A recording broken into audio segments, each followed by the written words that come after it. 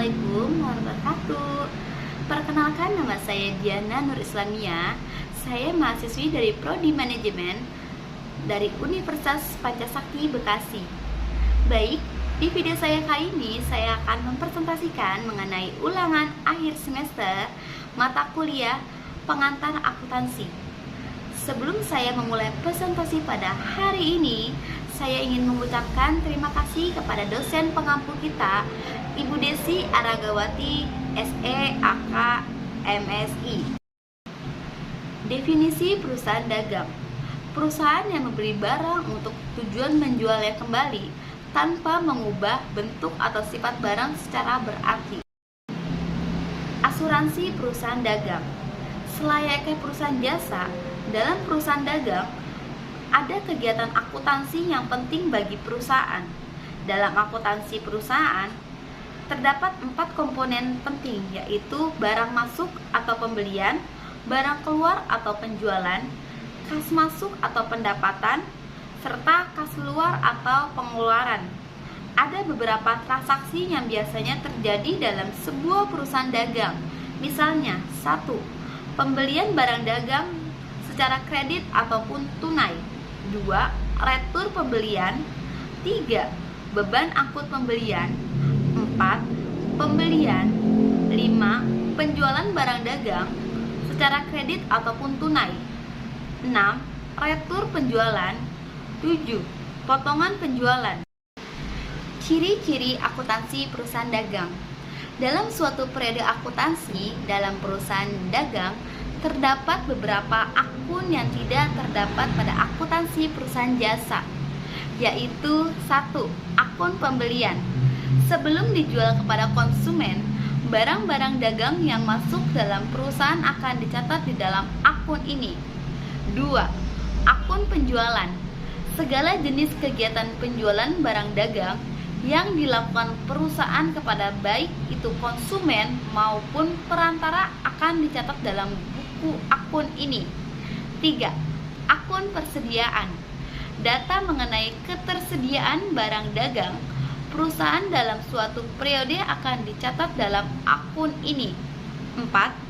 Akun harga pokok penjualan atau HPP. Tidak lupa harga pokok yang digunakan perusahaan pada saat menentukan harga beli barang yang akan dijual dalam suatu periode serta dipengaruhi oleh harga pasar akan dicatat pula di dalam akun ini. 5. Akun potongan tunai. Apabila perusahaan memberikan potongan harga alias diskon bagi konsumen yang melakukan transaksi pembelian barang secara tunai, hal tersebut akan dicatat dalam akun ini. 6. Akun potongan pembelian.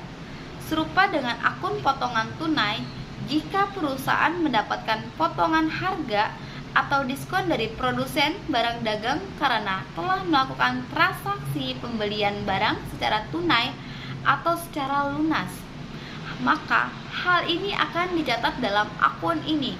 7. Akun potongan penjualan. Akun satu ini menyimpan sekaligus melakukan analisis terhadap data tentang barang yang akan dijual oleh konsumen, namun dikembalikan lagi kepada perusahaan. 8. Akun beban pemasaran. Akun ini akan menjadikan pencatatan terhadap beban-beban yang ditanggung perusahaan dalam menjual barang dagang hingga sampai ke konsumen. Siklus akuntansi perusahaan dagang. Pertama-tama perusahaan akan menggunakan jurnal umum untuk mencatat transaksi yang terjadi dalam jumlah yang masih sedikit. Bila transaksi sudah cukup banyak dan terjadi beberapa transaksi yang sering berulang, maka pencatatan akan dipindahkan ke dalam jurnal khusus. Dalam jurnal khusus akan dilakukan pemindahbukuan dan posting ke dalam buku besar. Biasanya posting akan dilakukan seminggu atau sebulan sekali. Seusai posting, akuntan perlu mencari besar saldo dari tiap-tiap akun dan kemudian meringkas dalam satu daftar saldo. Selanjutnya, dilakukan penyusunan jurnal penyesuaian yang kemudian dilanjutkan dengan penyusunan kertas kerja atau worksheet.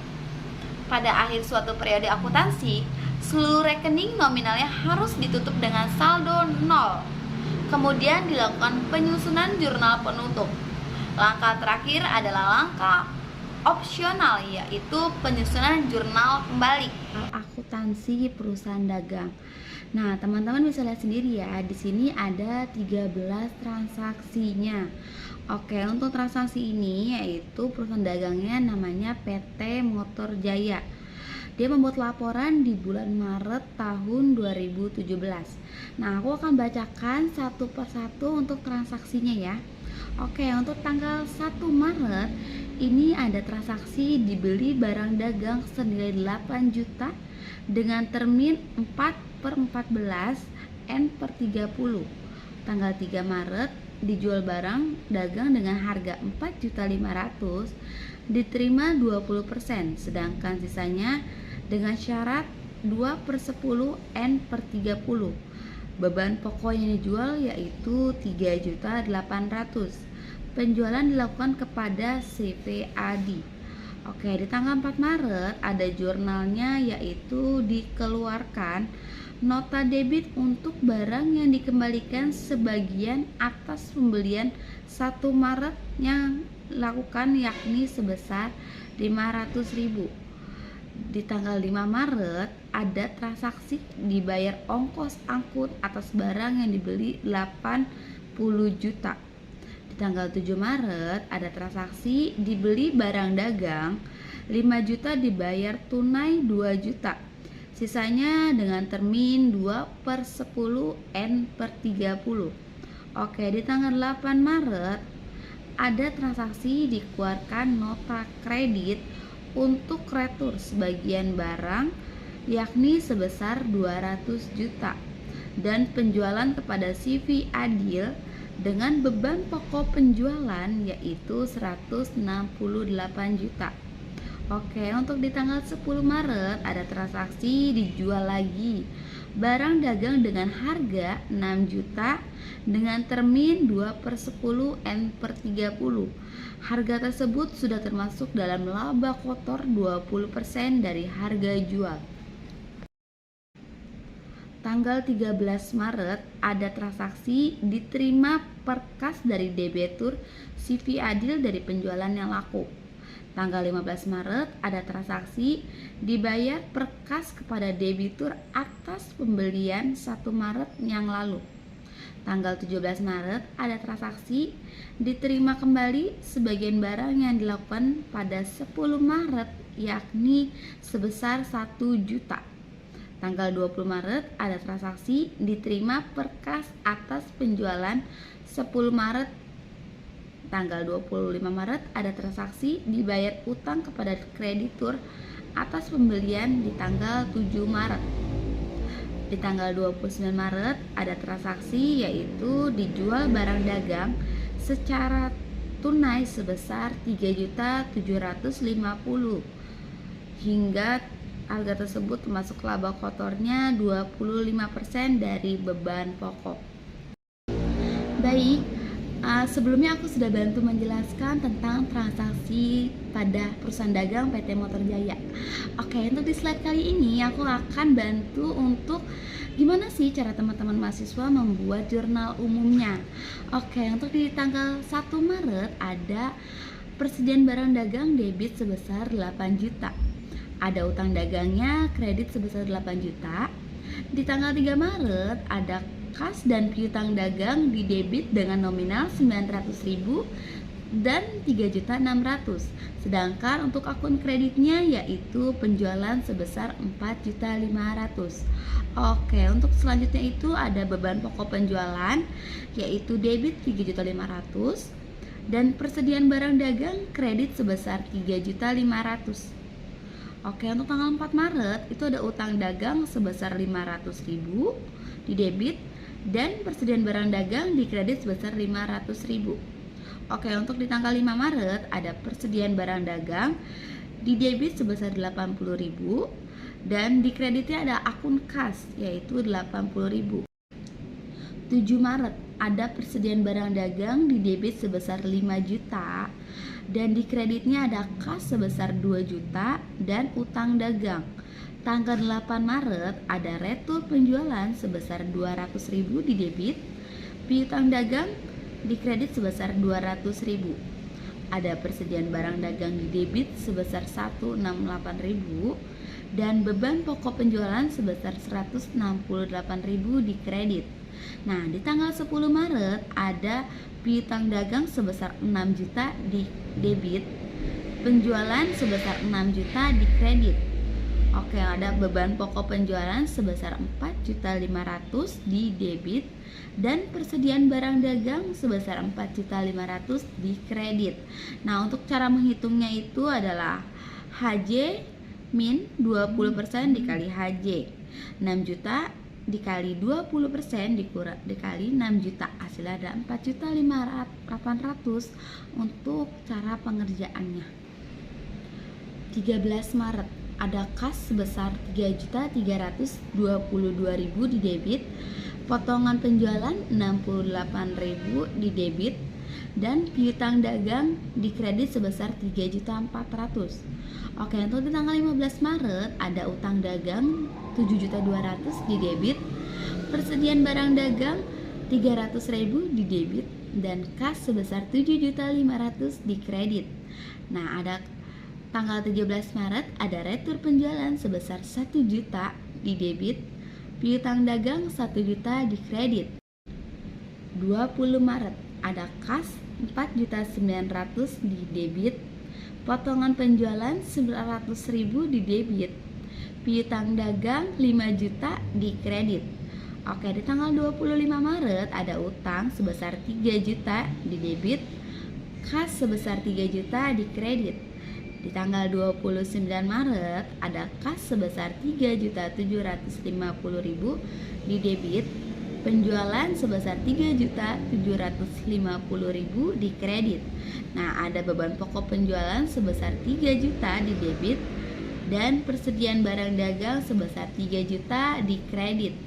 Nah, untuk tadi kan sudah aku bantu untuk penyelesaian cara membuat jurnal umumnya. Nah, teman-teman mahasiswa setelah membuat jurnal umumnya, penting banget aku sarankan ke teman-teman mahasiswa untuk ngebalancein antara saldo debit dan saldo kredit.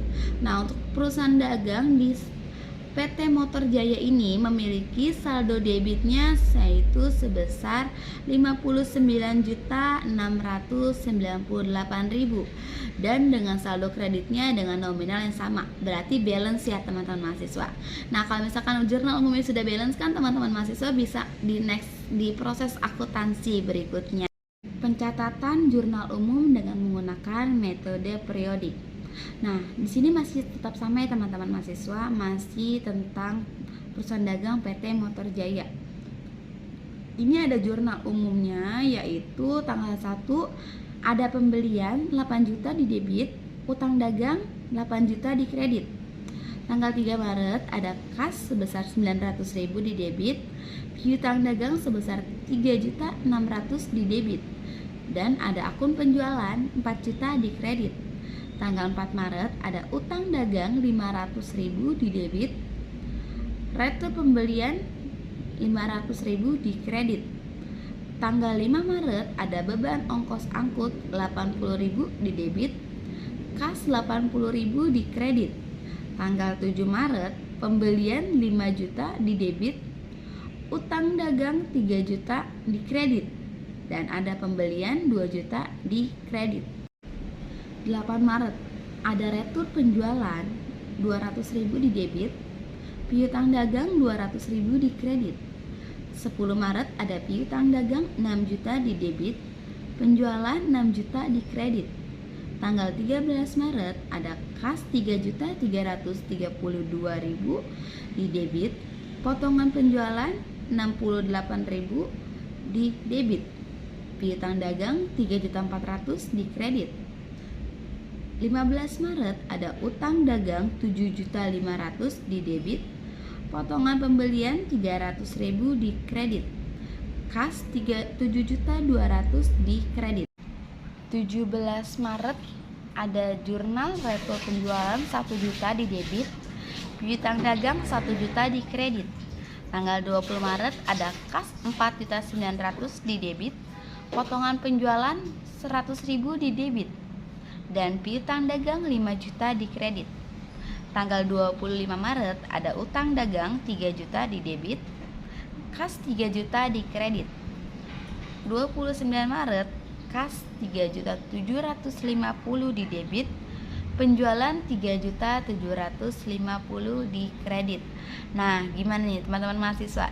Sudah mampu nih atau belum nih untuk membedakan untuk membuat jurnal umum dengan metode perpektual dan metode periodik? Oke, sekian video presentasi ulangan akhir semester dari saya. Kurang lebihnya mohon maaf. Wabillahi taufiq wal hidayah. Wassalamualaikum warahmatullahi wabarakatuh. See you next time. Bye bye.